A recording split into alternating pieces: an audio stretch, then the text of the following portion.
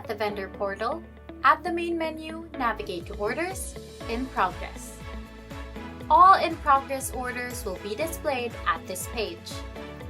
Click anywhere on the row of the order that you wish to view.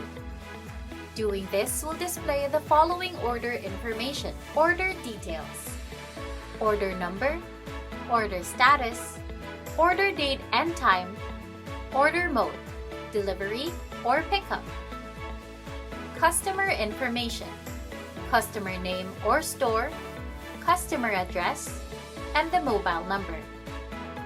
Item list, ordered items, barcode, item name, quantity, price, subtotal, fees, and grand total. Newly placed orders of the customers are labeled New at the vendor portal and Confirming at the mobile application. For more information, please refer to our documentation docs.suki.io.